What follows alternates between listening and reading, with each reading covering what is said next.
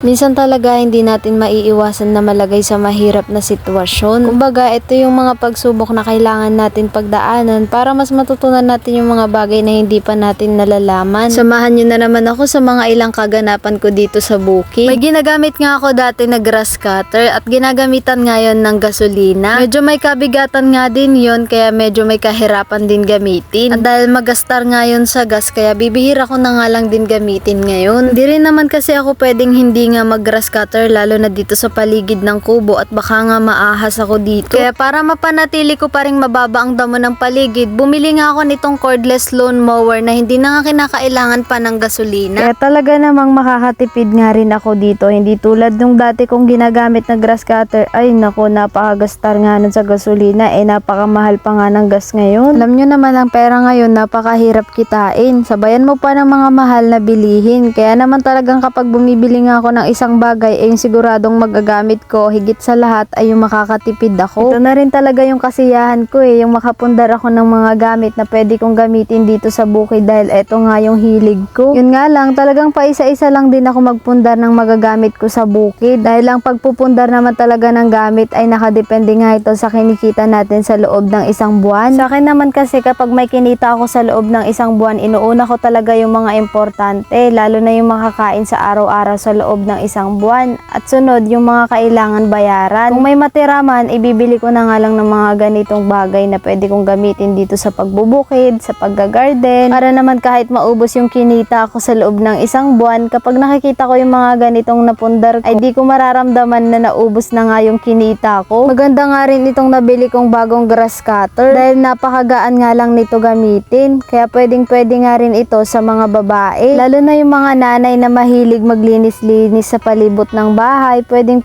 nga po ito sa inyo, lalo na kung madamo nga ang paligid ng bahay nyo. Kayang-kaya rin itong putulin ang mga talahib o yung medyo may kalakihan ng mga damo. Bali, di battery nga pala itong lawn mower na ito, kaya pag nalobat nga kailangan nyo lang din i-charge. Meron nga itong kasamang isang battery o nakadepende sa inyo kung ilang battery yung gusto nyong bilhin. Meron ngang dalawa at meron ding tatlo. Habang nagpuputol nga ako ng damo dito, may nakita akong pugad ng ibon at meron ngang kasamang isang itlog. Napaka-cute nga, napakaliit.